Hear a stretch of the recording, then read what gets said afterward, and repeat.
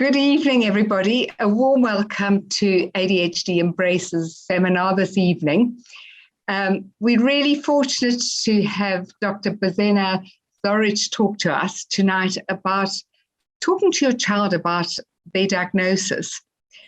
We so often have families come and talk to us and say, you provide a lot of support to parents, but the one area where people feel it's quite overwhelming is to sort of think about how they talk to their kids and really just the sort of wider family and the community. And so a few weeks ago, Božena and I had a meeting about a totally unrelated subject, and we ended up talking about this whole dilemma that families have. And we actually agreed that it was probably the perfect conversation or perfect seminar to have with really to help parents think it through. So it's with great pleasure that I want to welcome Božena. As you can see from her slide, she's a consultant pediatrician and she operates out of Surrey. Božena has been a long-standing friend of ADHD Embrace, going back to the days when we were still referred to as ADHD Richmond and when we rebranded to ADHD Richmond and Kingston. And she's done a lot of work with our families. But Božena has, as a consultant pediatrician, has worked with a lot of families and children and teens who've gone through the ADHD diagnosis. And then she's really supported those families in terms of their journey. So we're very fortunate to have you here, Božena. And Božena, and I'll hand the floor to you. So thanks so much for joining us tonight. Thank you very much. Yes, you're absolutely right. Last time when I spoke to ADHD Embrace or ADHD Richmond, I got into a little bit of a trouble. That was about 5 years ago. And that was at the time when I was retiring from NHS and the service was moving to St. Peter's, from St. Peter's to CAMS. And Alistair at the time gave me the opportunity to explain to our families what was happening. And then I got into trouble because I was the only person that explained it. My bosses weren't amused. But anyway, this is going to be less controversial. And what I'd like to imagine that actually I will not be talking at you as a clinician what you should be telling your children. It's more about what experience did you have so far, and how we can all come to the best practice together. So starting the slide with the new sport, rock climbing. My son tells me there are lots of young people amongst climbers with ADHD, but I also thought it's a wonderful metaphor for those young people who can soar once they are freed from the structure of school, for example, where they perhaps may not be thriving so well, but they go for these high adrenaline sports where they feel free, and whoever they are, wherever they are, they can succeed. This is an Olympic winner in rock climbing. I'm not sure if she has ADHD, but as I said, there are plenty that do. So I just would like to start with these quotations. So these come from a study called ADHD Voices. This isn't a well-known study, but I think it's a very important one because this is where children with ADHD or without ADHD are asked about their condition and about their identity and about their treatment. So VOICES stands for Voices on Identity, Childhood Ethics and Stimulants. I have sent that report from that from that study, but it's just to illustrate to you what some of these children are saying. So, quote here, I think, like someone said, I might have it, but I don't know what it is, what it means. I ain't remember stuff a lot. I think that's what it is. And so this is Robert, diagnosed with ADHD, doesn't actually know what he has. Another child says, ADHD is kind of like a cancer disease, but you're not going to die from it. So again, not quite the sort of picture that I would like this child to have. And then even worse, I don't know what it is, what it stands for, but I know it means lying and being nosy. So again, a very negative picture about themselves. And this is why we have to have a different approach, not starting with clinicians. So as the diagnosis is made in the clinic, we have to, I see myself as a person to begin to reveal the diagnosis to the child with plenty of support from a parent. So that's one thing that I've learned after sort of almost 30 years in this field. I have now made my clinic appointments long enough so I can talk to the children. That was the main difference from working in NHS to where I work now. I just didn't have that much influence to extend the appointment, but it doesn't take long. So the child is in the clinic with a parent, and we start by talking about what a child is or young person, what their interests are, what's going well at school, what do they enjoy. And then they themselves, first of all, talk about their symptoms in front of a parent. And then the parent is asked about their strengths, my heart, about child's strengths. My heart sometimes sinks down when I have this situation where the parent can't actually think of any strengths, or they can't quite work out that they are meant to talk about strengths, and they immediately start talking about difficulties. So the message is that we start positively. To me, that is now the best way to reveal diagnosis to the child.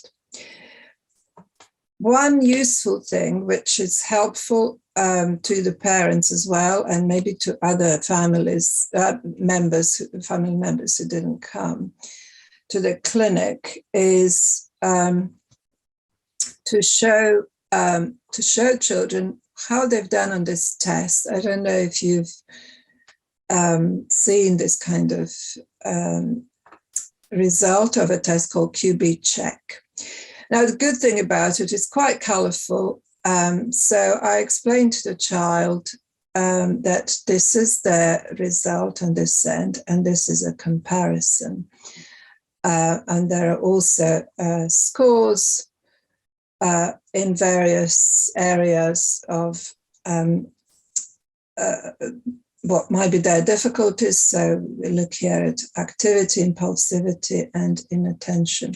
And it just helps me to explain to them that this is them. They have scored in this red area here. So in comparison with this person here, who might be scoring in this green area, they have scored in the red area, which means that similar to 7 out of 100 children, they have some difficulties in this particular cases with concentration. So it's something for them to look at. It's not just about talking and giving questionnaires. It's actually an illustration of their concentration difficulties. And I then explain that this is called ADHD. Now, ADHD is probably the only condition where we have such negative connotations, such as deficit and a disorder. So, especially with young people, teenagers, with a younger child, ADHD, they haven't necessarily got the patience for me to spell the full words, but to spell out the full words. But actually, for teenagers, one can't avoid what it stands for. So, I hope I do a bit more than this, doctor here, where a child says, I've only just started going to the ADHD clinic, but I haven't actually been to it properly. Like, I've seen the doctor and he's talked about ADHD and I got to wait. But they'll just say like parts of what it is, but then like they'll stop. So they will only say some of it and then like change the subject. So I try together with the parent there to explain what it is about and try to remain positive. So neurodiversity is a very long word, but I explained that this is a difference. We're all different. So this is how a parent is also hopefully going to be able to reinforce it at home. So I do actually have this poster. I'm sure many of you have seen this poster on ADHD Foundation website. That's where it is, but I have a big one in my office. I give it to the child and I ask them to show me, which of these words apply to them. So the emphasis is on difference, but that everybody is, that we can celebrate ability rather than worry about disorder and deficiency. And yes, there are these difficulties, which is what they have identified. Even a 5 or a 6-year-old is likely to be able to identify their concentration problems, but it's also about advantages that they can have compared to other people. So please, again, I know Annette has already said it, but if you have any questions or comments, just do feel free to interrupt me. There is a new conference on neurodiversity. I quite like this acronym here. It takes all kinds of minds. So that is the idea. We don't need to be the same and focus. We will all focus in different circumstances. And I have given it a different name, therefore, concentration, activity, neurodiversity, CAN. And that is to indicate that a child can do many things with the right support. Now, I know that people have tried different ways of changing the words in ADHD, but I have just recently heard that apparently the reason why that might be difficult is things that we perhaps didn't think about. For example, the American Psychiatric Association, which invented DSM-5, classification of mental health disorders where ADHD is described. They have vested interest not to change stuff from their book. There is a certain inertia. And there is also a problem with licensing of medication, because currently they are licensed for ADHD rather than anything else.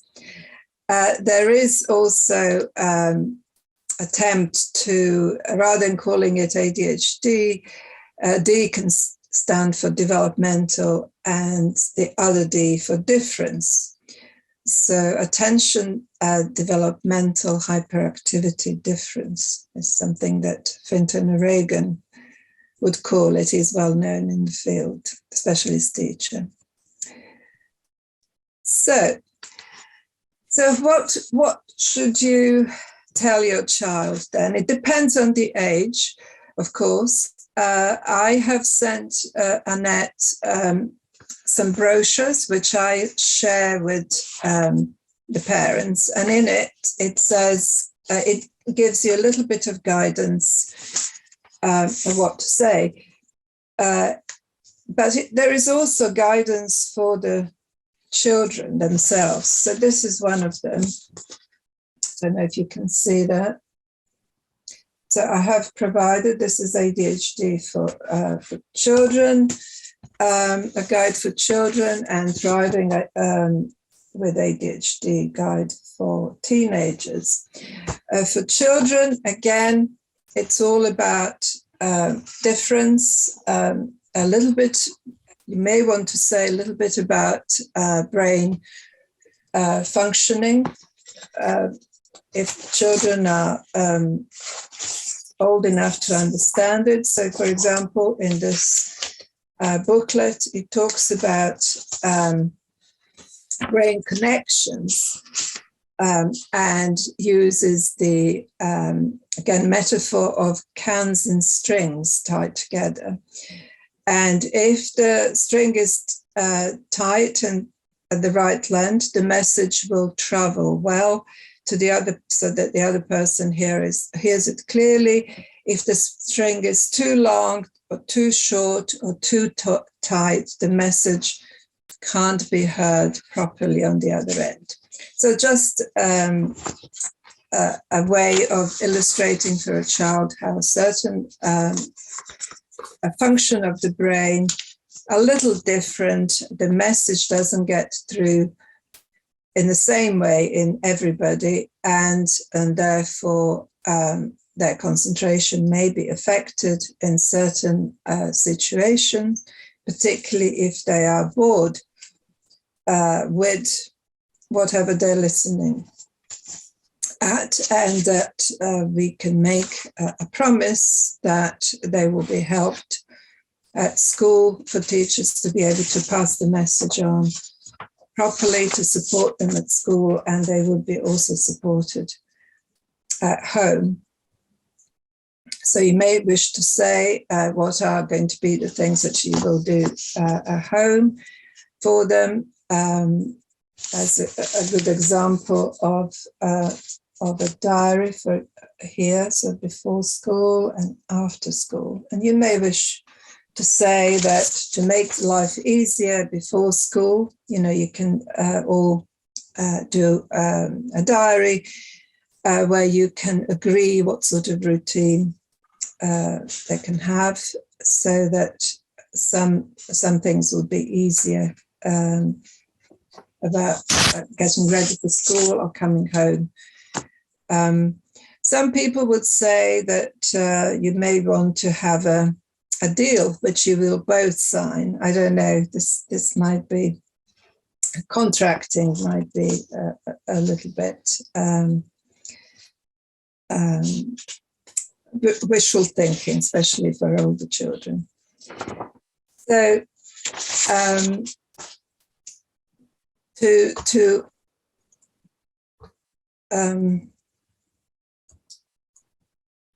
just reiterate again, it should be a positive discussion about the difference, and then explanation about what might be a little different about the brain, about their brain, which will get better, and then what help there might be at home, at school, and if there will be further visits to the clinic, what help can be given there as well.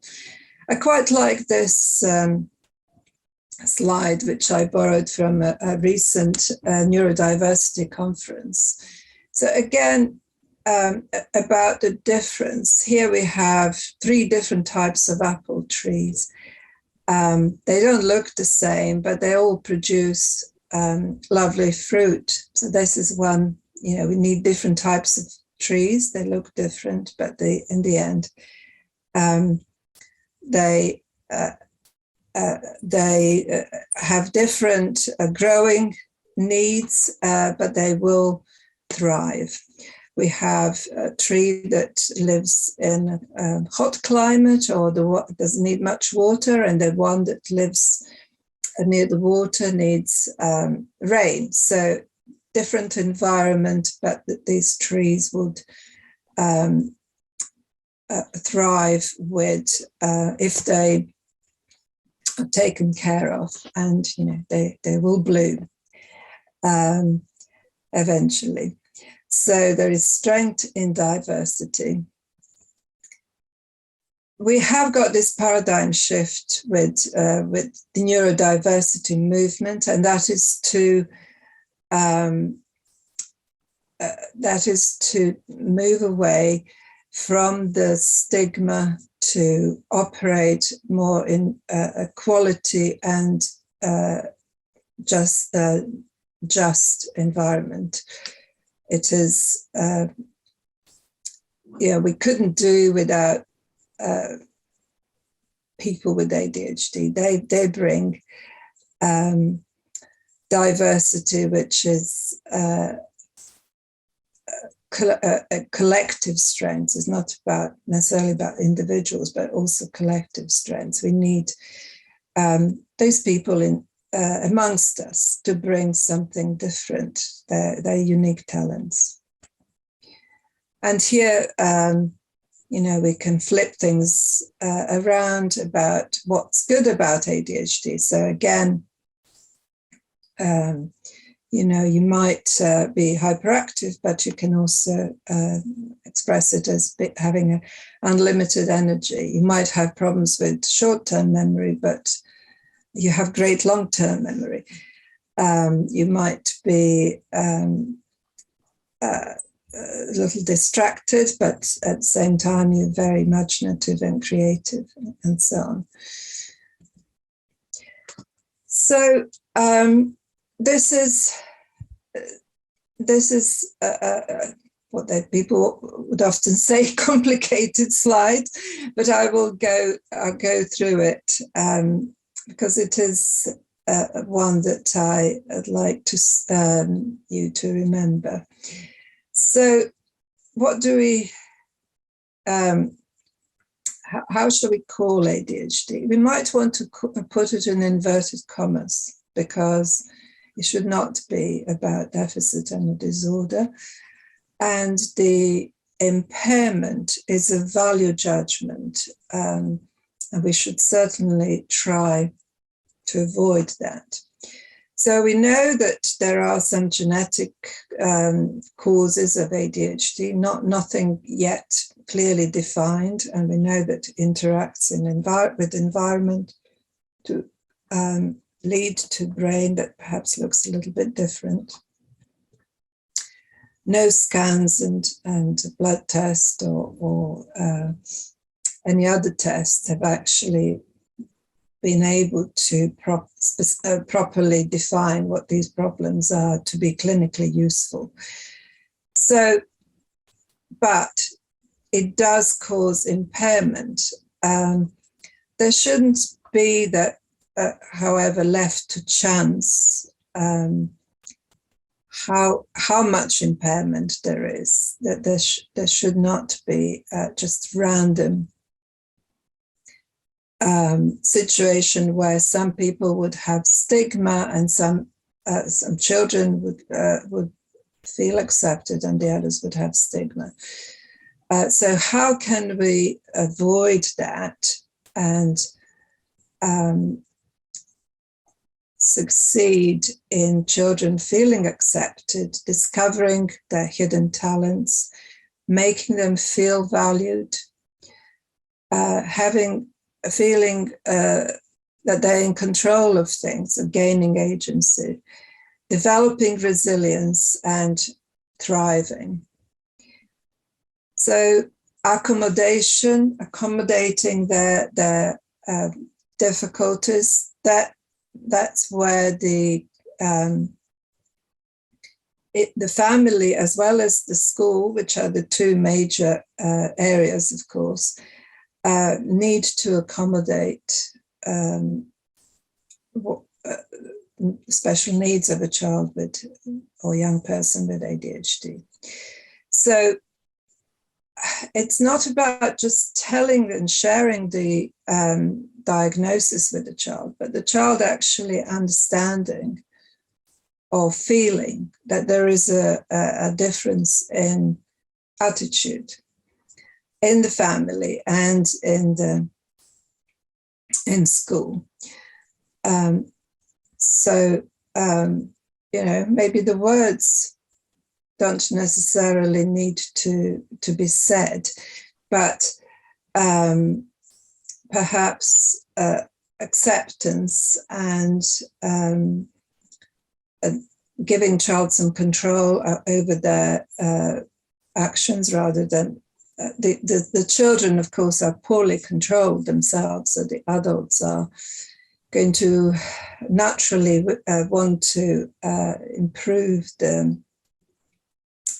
functioning by telling them what to do and what not to do. So that somehow the change in that environment would also help the child to see how their diagnosis is influencing what's happening to them.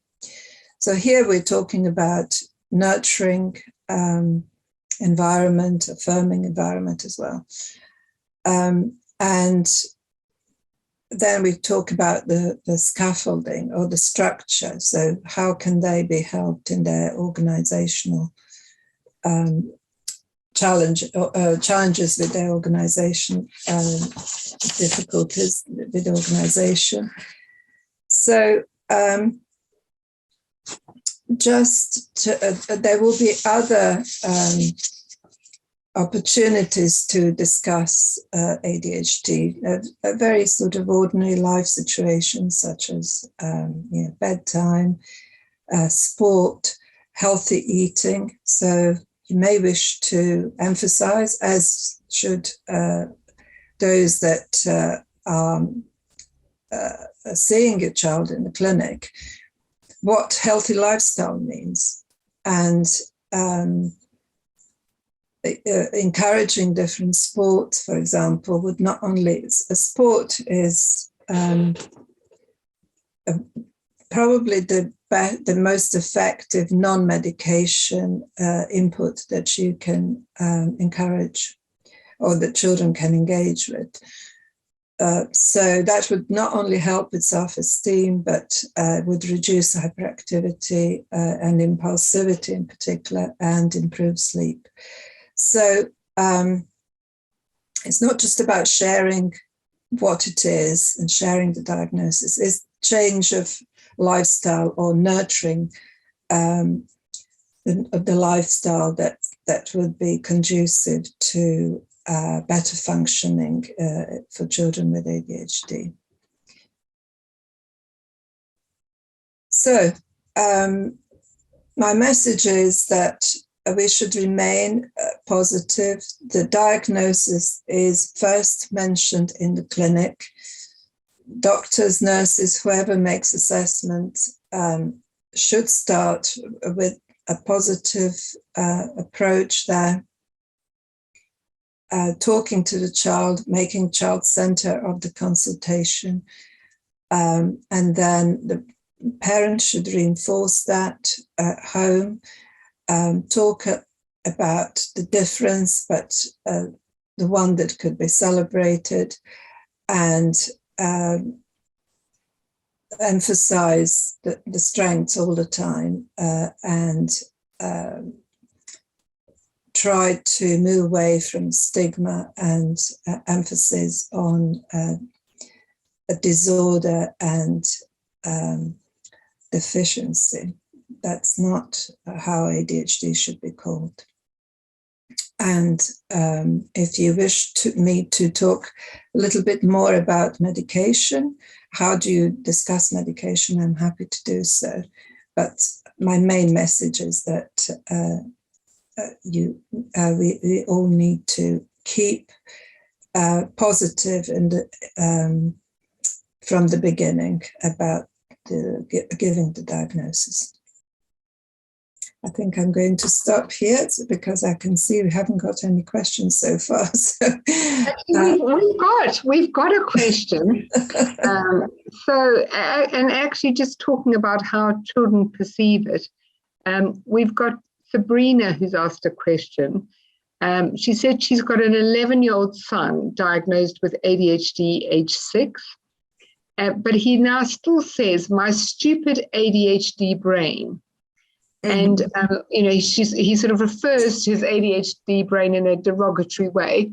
So her question to you is, how does she change his perception? And really for him to understand that, it's obviously a disposition he's got, but it's not, a negative. There's so many other positive things. So what are your thoughts on that? Yes. It's interesting how your child has kind of separated the brain from the rest of him. But I would, again, just going back and underlining the positive. What is positive about the brain that he's got? So what are his interests and talents? And with his brain, he's able to engage in those activities, and nobody else can do it as well as he can. So, yes, there are difficulties with concentration. That will get better. I have mentioned one way of talking about a picture of the brain connections where they perhaps a little bit different, but they will improve. And even though he has some difficulties, emphasize what talents he has got, and that difficulties will be addressed at school. If I don't know if he's on medication, would there be anything to mention at that point?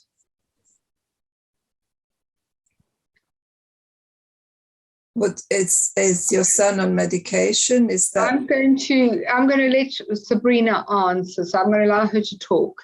Sabrina, do you want to go ahead and just raise the point you were making? Yes. Hello, and thank you to you both. I have a couple of questions, and I thought to myself, instead of asking them and bombarding you with the questions, I should just say. So, he is. We've been trial and error for the longest time on medication. And so he is on a very low dose at the moment.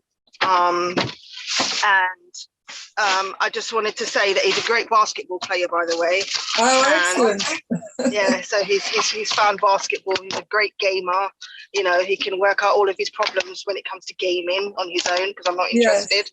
And can you close the door for me, please, Mom? So he does he does take medication on and off, and don't really see much benefit of it at the moment. That's a shame. Yeah, so we're trying. He's on a very low dose one at the moment, and we hope to increase it and see how that helps. He was out of school for some time.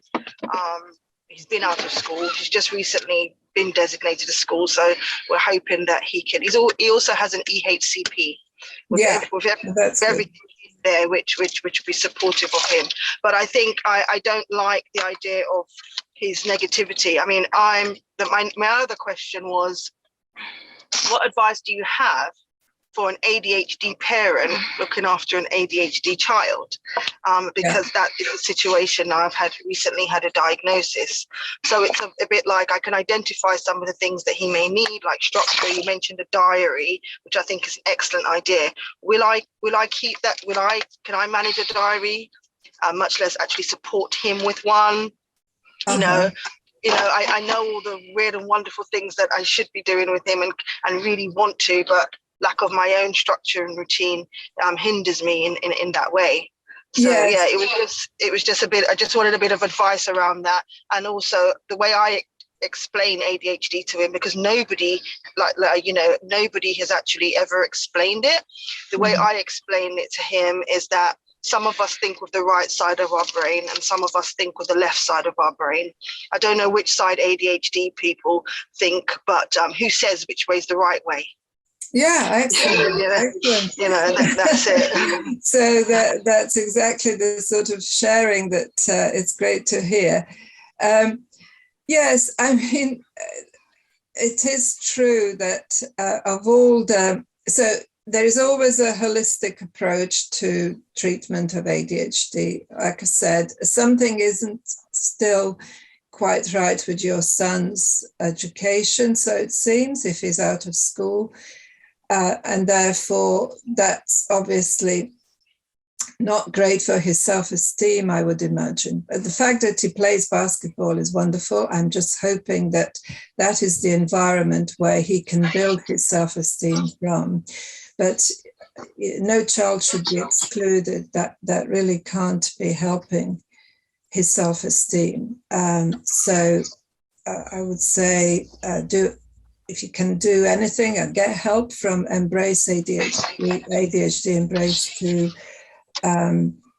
try and get the school placement urgently sorted out. I'm sure that would help him.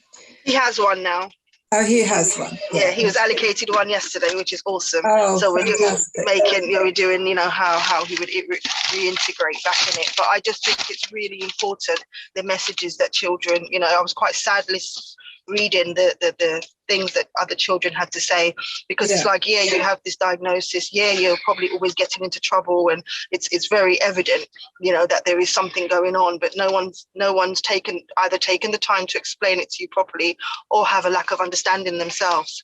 Yes, so the teachers have a big role to play. That things are improving, they are getting trained much more. There isn't such denial as there was some years ago, but it's going to be one of the most important things in the two areas: the family, obviously the most important, and the school environment. So you as a parent understand ADHD. I think that's great strength. You can empathize with him. I wouldn't worry too much about organizational skills. They are difficult things to improve with medication. These are executive function deficit, and nobody's quite shown how these can be improved with medication. You'd need quite high doses for that. So practical things using apps and reminders and diaries and phone reminders and as much colorful visual reminders as you can. So this one from, I think Annette can send you these brochures that I have sent you, but this is from this brochure. There is the empty page which you can use. So that's the before and after school. This is quite interesting. So this is something that you and the teachers, I don't know if you can see that. No, it's difficult to see. It's quite small. If you could send them all to me, I'd be grateful, because that was the next question. How do we get that booklet thing that you was just showing us? So I sent it all to Annette, but basically, so with the teachers, there is this page where together with your child, you can work out, what are the barriers to learning, what strategies a child might wish to have, would like, what are, or you would like, what are child's views, what is he good at, what is it that he enjoys least, what makes a good lesson or a bad lesson, and what the teachers to be told what should they do from you to, from your point of view to support your child at school. When I do a report, I put in some strategies as well for the teachers, and I email these brochures. So there is a separate one for the teachers for, is that one here? And there is one for a teenager, a child, and a parent. So there's got lots of little resources there which you can use. But as far as a parent and a child having ADHD, I think it's great that you've been given that, that you have been successful in obtaining the diagnosis. Certainly, having ADHD would interfere in terms of the kind of, like you mentioned, organizational skills. Sometimes, we know that it's hard to remain calm at the best of times, but having ADHD might be a little bit more difficult. So I think treatment of ADHD for a parent would help a child with ADHD as well, their own child. Definitely. So, yeah. Is that what Thank you so much? Yeah, that's yes. It's literally an early diagnosis. It was on, when I mean early, it was on the 24th. So it's very recent. I haven't had my medication yet, but they've done a prescription, and I'm so going to take it because obviously, I'm an adult and I've been struggling all my life. So, yes. Hopefully I can help myself to then help my boy. Absolutely. And I do wish that, if he's going to need medication, that they find the right one for him, because it should work. Yes. Thank you both so much. Thanks again for your time. Thank you. Right, we've got another question from somebody who says, my 11-year-old is newly diagnosed, but I don't know how to break the news to her. She was also commented that especially she's a bit of a hypochondriac due to her brother being seriously unwell for some time.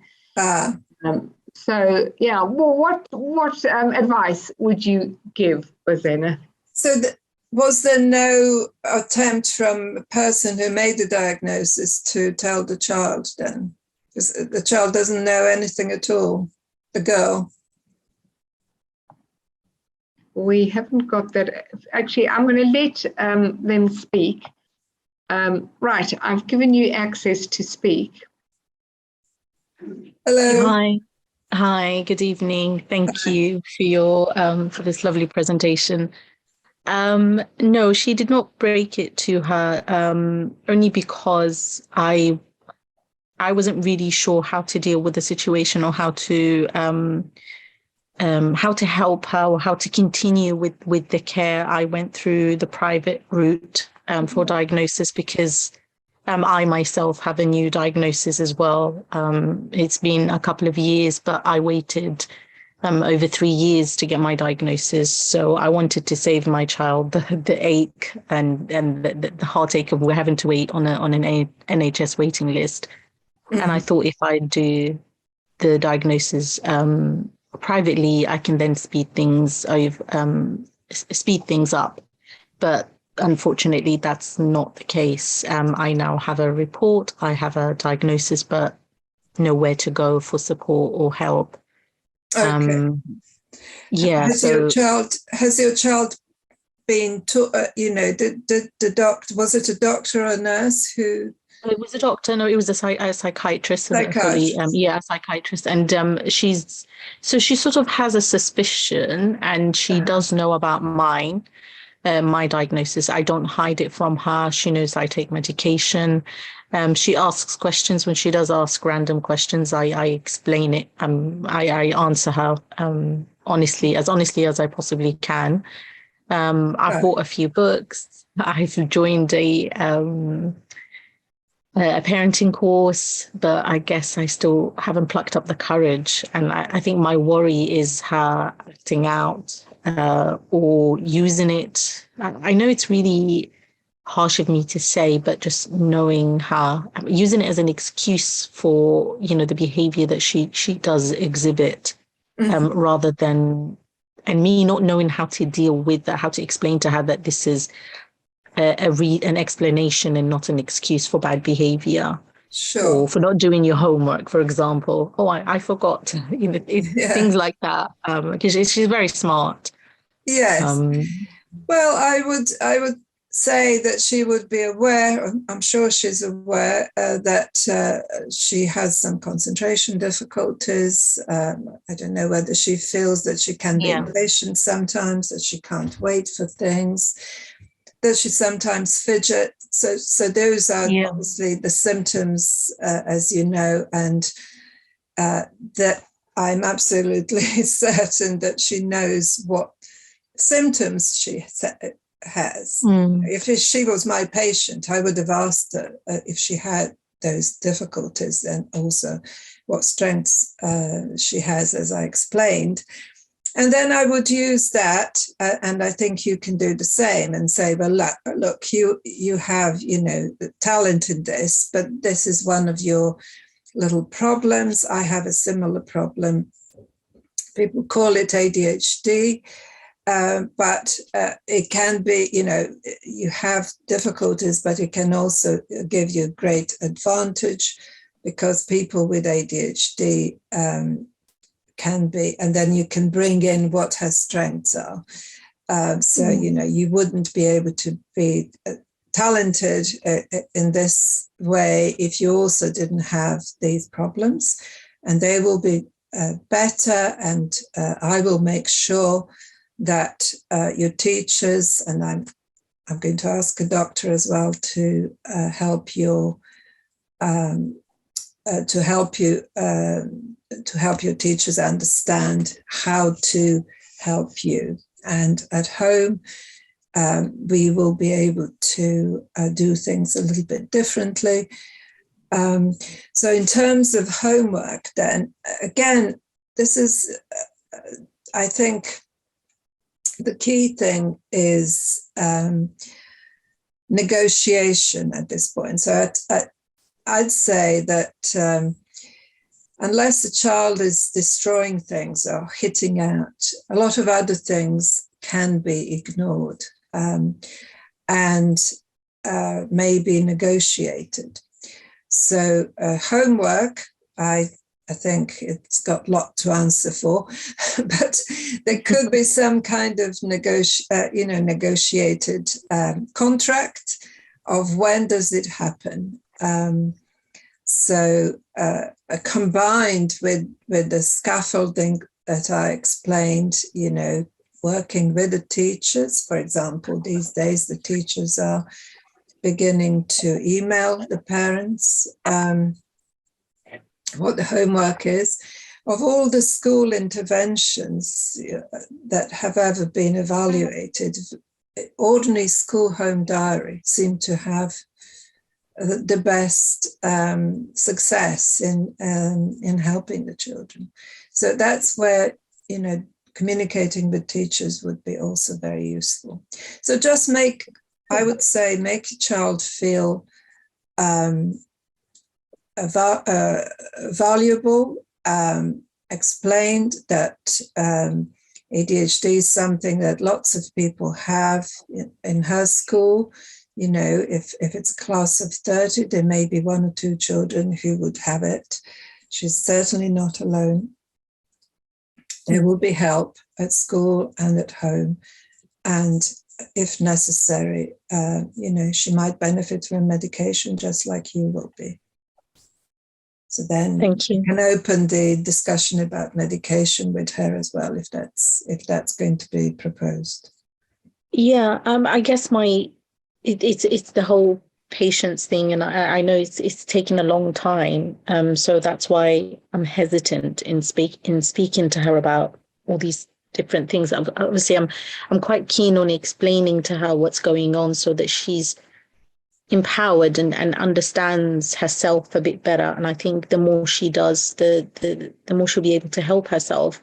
But when it does come to medication, I'm not opposed to it at all, but I worry that the weight, obviously she's a child at the end of the day, and she's not going to understand, this is going to take another 6 months or a year or whatever until we actually finally do see somebody who can prescribe. So I guess it's just me trying to protect her from that. Absolutely. It's such a shame, isn't it, that all this weight? But I think it's certainly the case that both teachers and parents, once there is, for example, difficult oppositional behavior, all of these strategies that we talk about are much easier to put in place. But there's much more to ADHD than behavioral issues. And I think behavior is perhaps better seen as children talking with their behavior about the unhappiness and poor self-esteem and so on. So we have to reverse that by thinking, why is it that self-esteem is developing in such a way? And usually it is to do with school, not being understood at school, not maybe the social side is not all that successful either. So working with school, I think, is the key. And hopefully you can do that without worrying, at this stage about the medication. But you also need help from a professional because, it's sad, but the teachers are going to be looking for that label to sort of justify maybe making the case for your child to be helped as opposed to everybody else's child. Yes. Yeah. Well, thank you very much. Thank you. You're welcome. Right. We've had a question from Holly, who said that her child has been diagnosed with 3 things: ADHD, ASD, and dyspraxia. Mm-hmm. Would you advise I label each thing or just generally advise on neurodiversity? Her daughter is aged 8 and does not know about her condition. Right. Yeah. I think ADHD and dyspraxia is easier compared to autism to explain.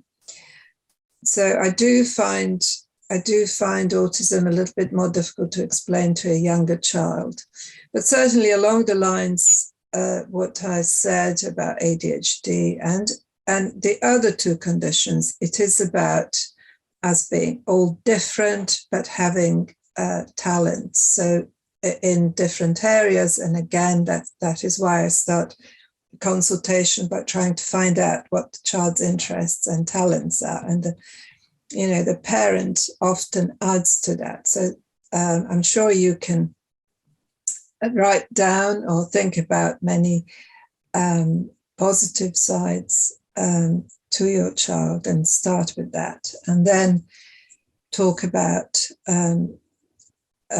differences in the way that she understands, she manages her activity level, fidgetiness, maybe sometimes an inability to wait and not always being able to concentrate. And then perhaps you can lead on to saying, this is what's known as ADHD.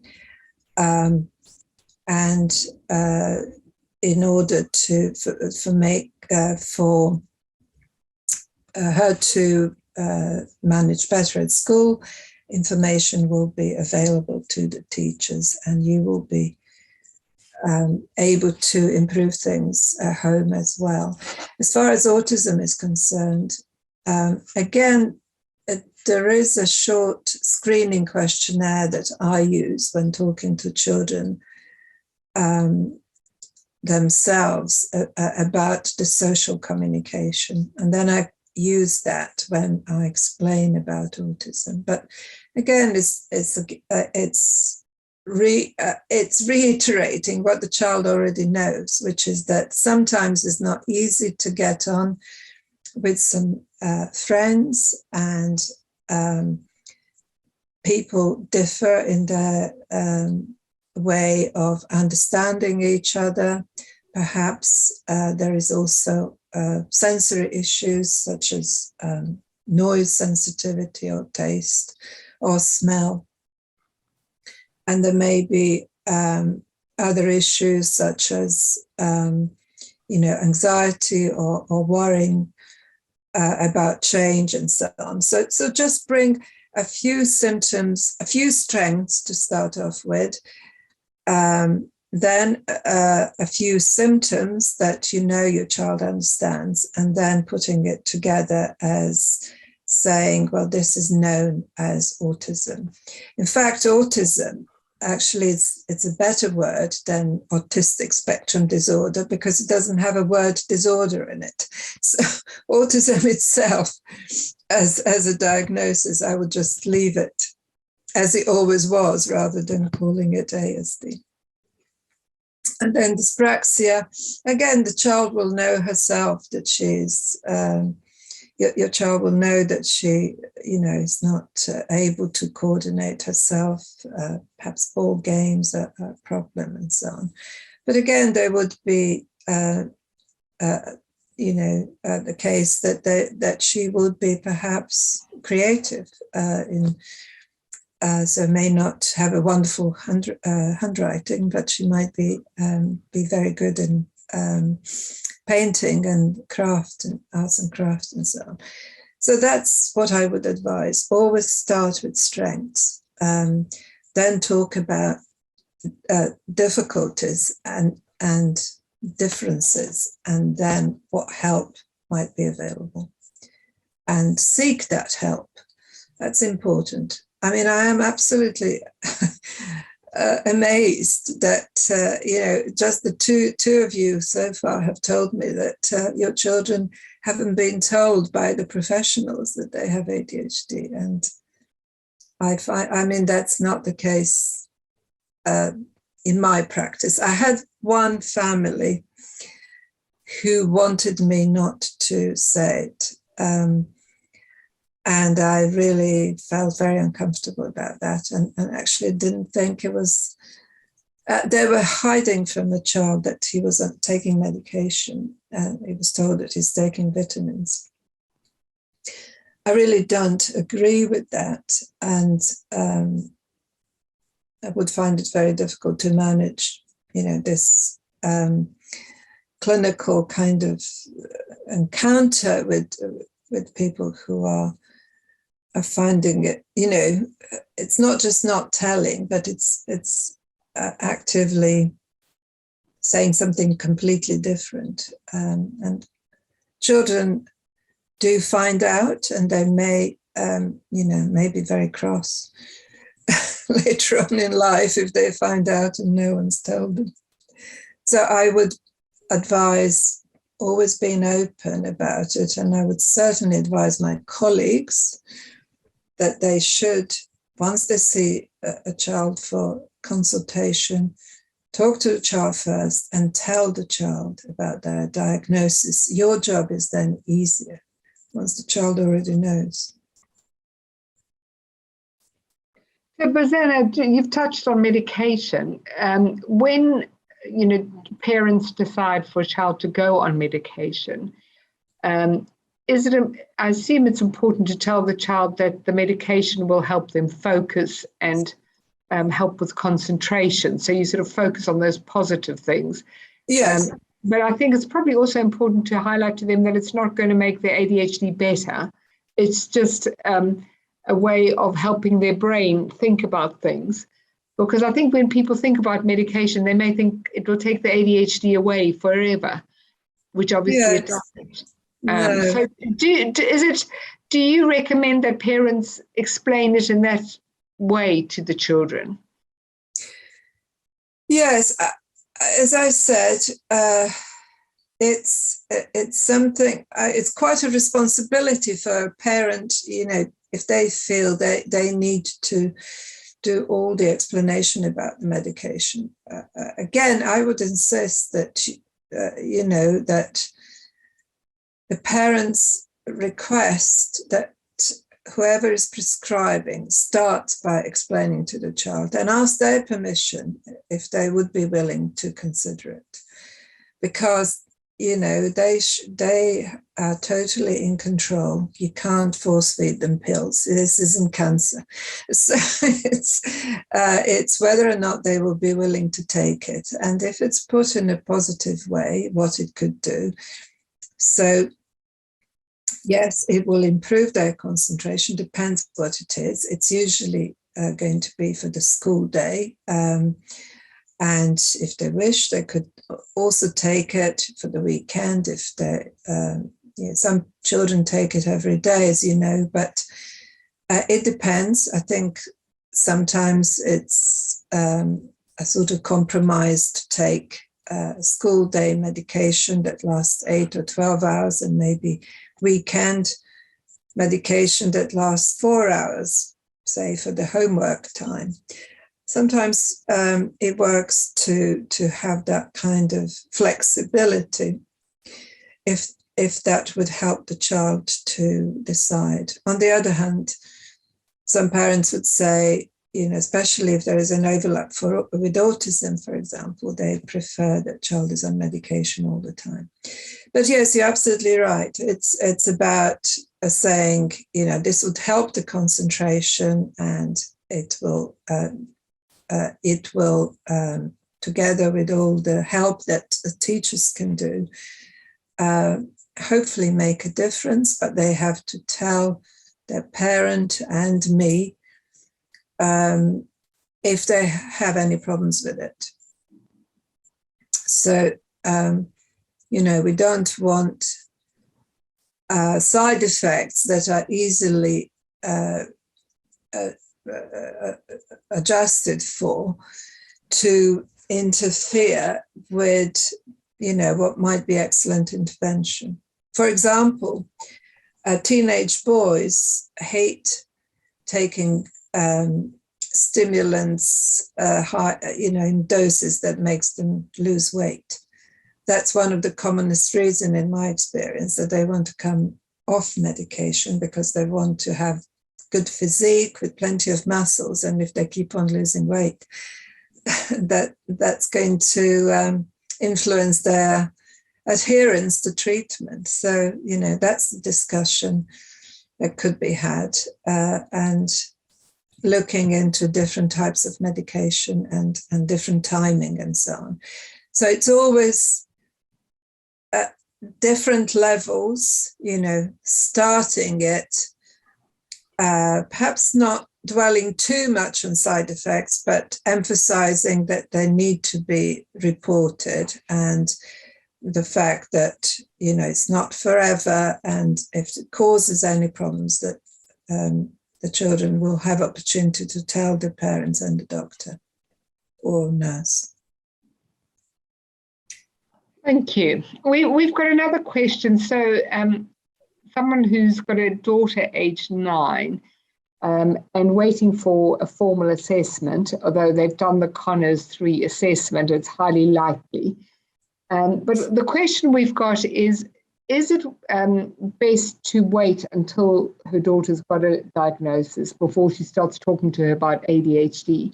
Or do you think she should talk to her about it just generally to prepare her that she may be assessed for ADHD? Yeah. What are your thoughts on that? Yes. It's these days they all have internet, don't they? Very easy access to internet. They will be Googling it. Yeah, it's a difficult one, but it's quite interesting. There are a number of children who actually have told their own parents that they think they have ADHD and they want to be tested for it. So that's one group that comes. But yeah, I would just keep it fairly general, and say that there are certain situations that doctor can look at the reasons for poor concentration and poor memory and things like that, and it's worthwhile checking it out, and that's that process has started. If it's lots of probing what it might be, then I would say it, but I don't think it's necessary to burden with too much information before the diagnosis has even been made. There'll be plenty of opportunity to say a lot about it once the diagnosis is confirmed. Okay, thank you. We've got a question from Eunice. She said, if she doesn't want her child to be on medication, is there anything she can do to manage his behavior as he's 5 years old? 5, yeah. Yes, so 5 it's a good point. The medication is just about it's not licensed, of course. It's licensed at 6. So it's probably a reasonable decision not to start the medication at 5, although it is put in nice guidelines, so the national guidelines, that it is okay in UK to start it at 5, but children are more likely to have side effects at that age. So the behavior management, again, one has to this is what I would say to the parents often, it's a developmental disorder or developmental problem.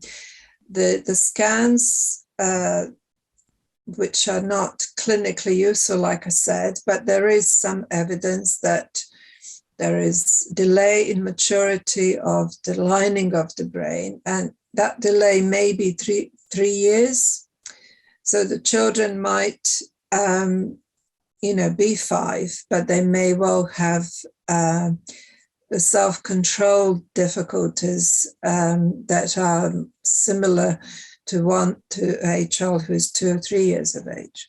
So that's the starting point, understanding and adjusting and maybe treating a child as if he's 2 or 3 years younger. And that's where we know that, for example, for temper tantrums, the best way to deal with that is to ignore it, unless the child is in danger to himself or others. But at the same time, there is the ABC approach, which is, looking at antecedents, what's happened before the behavior was a problem, what is the actual behavior, and what are the consequences of that behavior. 1, 2, 3 magic, I think it's something you have been providing, haven't you, Annette? That's right. Yes. Yes, we did in conjunction with AFC. Yeah. And actually, we're also starting a new series of parenting courses. It's a 6-week series, which is starting in May. And we have a group for primary age parents and a group for parents of teens. Yes. And I would strongly recommend that too, because it's very much dealing with behavior management and also family dynamics, how you manage family dynamics. Yes. So that's another thing I would recommend. I mean, the research shows that what's important, so there are different types of family, the parent training. There is one in Surrey called Family Links. That one, in my view, is not as good as behavioral modification type courses. So, of course, you want to have a good relationship with your child, and some courses are based on the idea of the relationship. but that's not as helpful as giving very practical strategies of what to actually do with difficult behavior. And simple things, adapt to the child. Maybe 5, but because of ADHD, perhaps in many ways behaving more like a 2 or 3 year olds. A lot of parents would then immediately think back to when if they have other children who were 2, when they were 2 or 3 year old, they would understand then that you will try and prevent the temper tantrums, perhaps by structure, by reinforcing positive behavior, by ignoring difficult attention-seeking behavior, and by ignoring temper tantrums. 1, 2, 3 magic is about giving warnings, and then if a child would not cooperate, give consequences for not being cooperative enough. But I still think the best way forward is to reinforce, to praise, and to build self-esteem.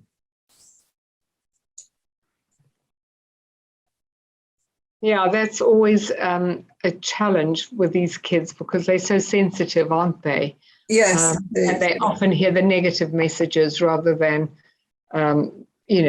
what is actually being said. But they very often very sensitive and pick up on the negative messaging. So yeah, self-esteem is something we always say is so important. And what I liked about your discussion earlier was emphasizing that they're just different and they think differently. And it doesn't mean that they're weaker or have, obviously sometimes things can be difficult for them, but they also have gifts coming with being so different. Absolutely, yes. Yeah. Good. We've got a number of other questions. So let me just quickly look back and we've got a question here. Oh my goodness. Okay. We're talking about emotional, a child being very emotional, and how we speak to them about, being emotional. I know there are a lot of strategies like when the younger children is sort of having a robot, color code. So if things are good, it's green. If you sort of start to feel uneasy, it goes into amber. And if you feel it's all too much, you sort of point out that it's, the child feels red. They're in the red zone, where they actually can regulate and maybe remove themselves to a quieter place. Yes, so anger management strategies, you're talking about understanding anger management strategies. Irritability, emotional irritability hadn't got into the symptoms of ADHD, but actually it is, on the DSM-5 classification, or the group of symptoms we look for. But emotional dysregulation and irritability is common problem in ADHD, and probably should have been there. It's more than just oppositional behavior. What's interesting is that it often happens after school. So the child is trying to keep everything together, for the teachers, and sitting still, and the girls who are sort of dreamy girls that nobody ever would think there's anything wrong, but they mask their ADHD at school. So they're the biggest group where they, then totally explode once they come out of school and, work through their stress hormones then. So again, the answer is to go back and see what is it that might be stressing them out. Anxiety is often a problem. So there you might want to try and tease that out. What is it that they're anxious about? Sometimes it happens in the evening before bedtime. That's when they like to talk. Teenagers in particular, the best way to talk to them is by not having eye contact. So sitting in the car, for example, with a captive audience and no eye contact, that might be the best time to find out what might be bothering them. And then, try and prevent the emotional dysregulation as a result of stress or unhappiness. Sleep, that's often a cause. I'm sure you'll have experience of some children having really difficulties actually relaxing to sleep or wake up at night. So healthy lifestyle to improve the sleep, or sometimes use melatonin as well, or medication management to make sure it doesn't adversely affect sleep, should help with emotional dysregulation. Thank you. Right, we've got another question, just with a slightly different angle. My 11-year-old son has recently been diagnosed. He's doing well at school, so I haven't explored the medication route. He's currently taking his mock SAT exams and said that his brain really hurts as he's had to concentrate hard. Is it time to look at medication, as he's clearly struggling to focus? And then he also says, can you also suggest holistic approaches to ADHD? Yes, it's a difficult one.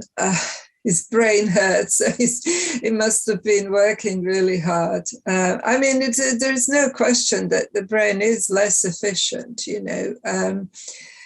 in processing information. So the knowledge is all there, but it may not be possible to demonstrate that knowledge in exam because of time management and processing difficulties. I hope that somebody who's made a diagnosis has also given advice to teachers or examination board about extra time for exams, rest breaks, and possibly a separate area where to take these exams. Time for medication, well, I wouldn't say, just do medication for exam and then leave it at that, I think, and then go off the medication again. I feel that if the time is gone it's come to be discussing medication, we need to be looking overall what the aims are, and at what point, maybe the brain hurts rest of the time as well, not just for the exams. In which case, if there is stress, anxiety, again, poor self-esteem, that all will be good reasons to consider medications. In terms of holistic approach then, in terms of research and healthy lifestyle, like I mentioned, that's first thing to consider. That's where we have sport or activities, that it doesn't have to be sport, it could be dancing or aerobic activities will help in terms of impulsivity, improvement in impulsivity, sleep, hyperactivity mostly.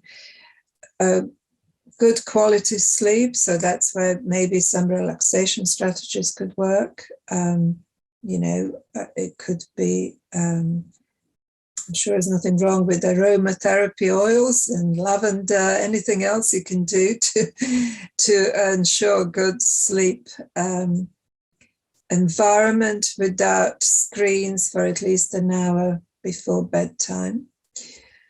And eating, there is no evidence that any particular food makes ADHD worse unless you have, so there is some evidence that children who have lots of allergies as well as ADHD could have their symptoms worsen when they take certain food. But that's a very small group.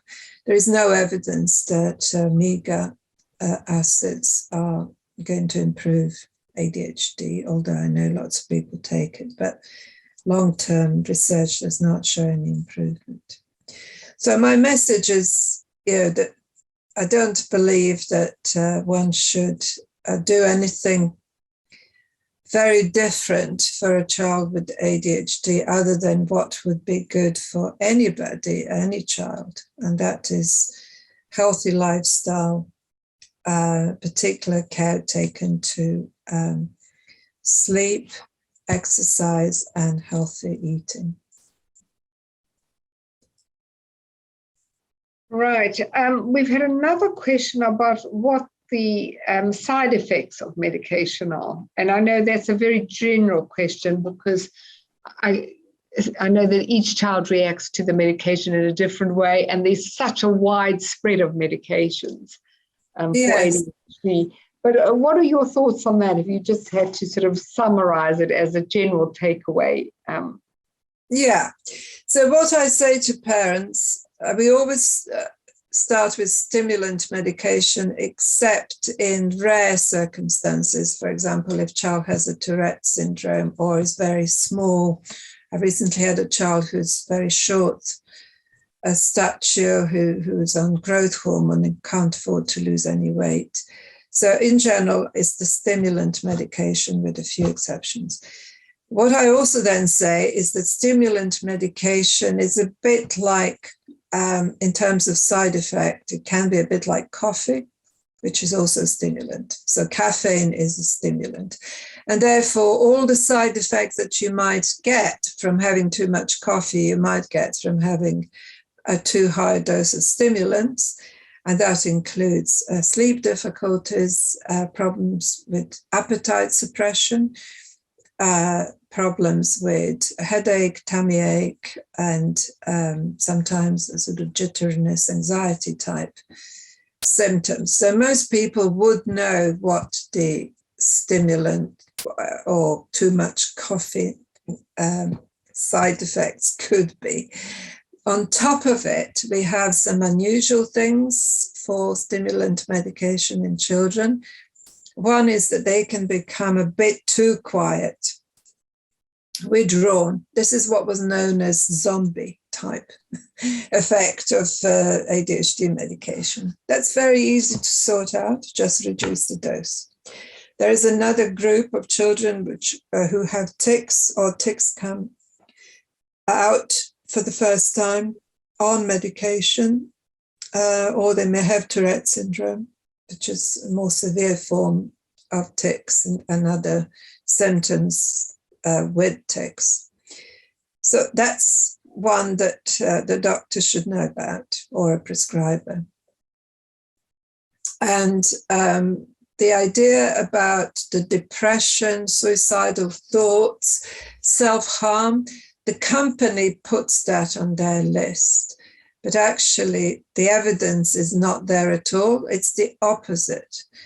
When studies were done, in time, it was quite clear that there was depression and low mood before the medication starts rather than with medication.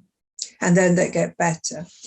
But I do have to say this to parents, just because the company leaflet says it, that, if they notice low mood, that's a problem too. And then finally, the anxiety could be a problem. And sometimes if there is a sort of autism overlap, there is worsening of obsessional kind of symptoms. So that's a stimulant medication. The non-stimulant medication is one that I use more often now, is called Intuniv. There you have problems with sleep and dizziness. It increases appetite, so it makes children sleepy and tired potentially, and lowers blood pressure. So therefore, it makes them feel a bit dizzy. It has to be taken every day, so that's the disadvantage. But on the other hand, it lasts 24 hours. And then finally, atomoxetine is another non-stimulant. The main problem with that one is that it can cause nausea, and it's also been said that it causes low mood. And in my practice, that's probably the fourth choice. Tend to use it really in the area where Intuniv is not, hasn't got shared care, or if children can't swallow, need non-stimulants but can't swallow Intuniv, which is a tablet. Great, thank you. I'm conscious of the time, but I've got one more question that I wanted to ask. So, we were talking to the child about their diagnosis, which you said typically the practitioner will lead the discussion. What would you advise in terms of parents reporting back to schools and perhaps talking to the wider family, cousins, aunts, uncles, grandparents, who often may not have much of an understanding? How do you put it across in a positive way? Yeah. So the school definitely needs to know. I do have one or two families where they didn't want to let teachers know, which was very problematic, because I think it's not just about, they wanted their child on medication and for teachers not to know. And some got into trouble because they were meant to declare it, and then it came, they didn't declare it, and then the child nearly lost a place at school. So I would strongly advise to be open with school. And again, it's really part of the job of the person who is assessing the child to give information to the teachers. But it is then good for the parents to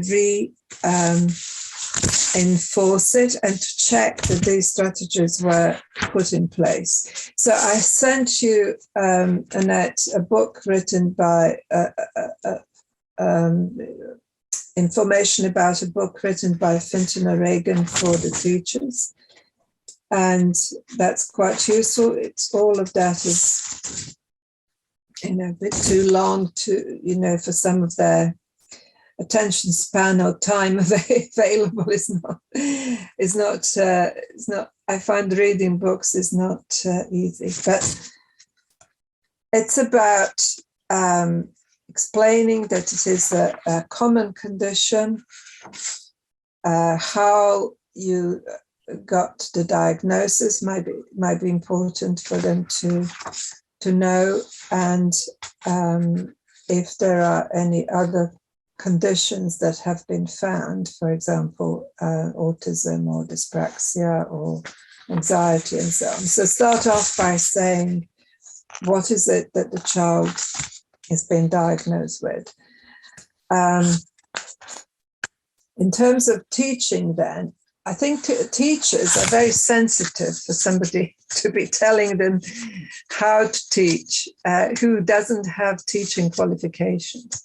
So I would strongly advise to encourage your school to invite someone like ADHD Embrace to come and provide some training. There are other people that provide training.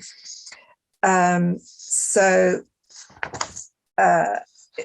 it's about reframing it and telling the teachers that the child who is distracted at the same time may be also observing more than other children, and that hyperactivity is more about, high levels of energy, and therefore what would help is ability to have a movement break, and explain that when they are fidgeting and restless in the chair, what they're doing that for is actually a strategy for them to concentrate better. So a fidget toy might help, or ability to subtly allow the child to get up and move around and come back to the seat. Often forgetting stuff is reason for detention, which is beyond me. But that's where it works to have double of everything. So have double pencil case in school and home, double books, school and home, maybe even double sports kit, school and home, so that your child is not going to be, given detention or miss, sport events because they've forgotten their stuff. So reward and praise, and avoid punitive attitude. That really doesn't work. The teachers need to understand that allowing a child with ADHD to fail just doesn't work.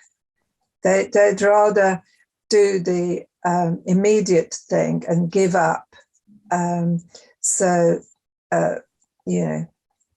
doesn't work very well in anybody, but particularly it's not going to work in a child with ADHD. And then finally, talking to the wider family, what are your thoughts on that? The wider family.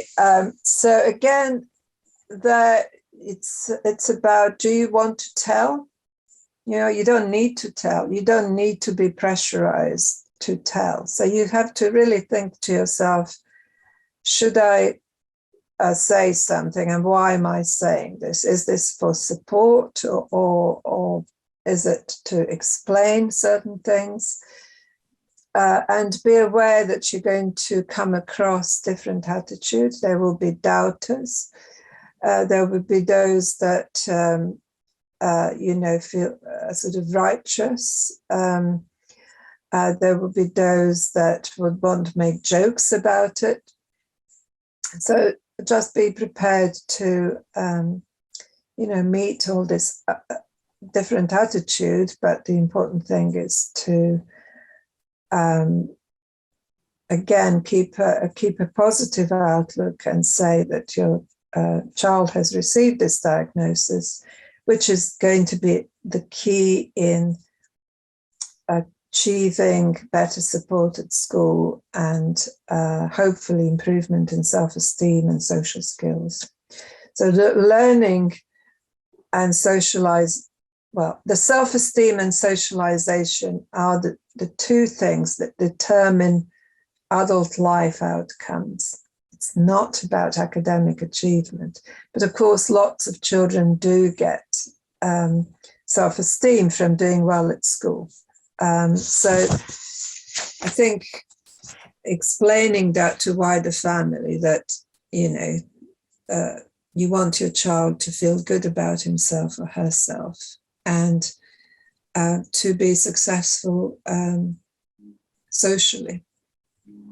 Because it may well be that, being a better student, of course it's extremely important, but perhaps it shouldn't rank as the top aim, that because that may not be possible. What we're trying to do is preserve child self-esteem despite perhaps not being, so improve the school experience, even if we can't improve the grades. That's the key. We can't suddenly, have a child who is A-level student just because diagnosis of ADHD has been done and treatment started. Although there is evidence that in those children who have normal or learning abilities or no learning issues, there is a change in grade with medication, which isn't the case for those who have learning difficulties, but nevertheless, their experience of school improves. So that's how I would put it to the wider family.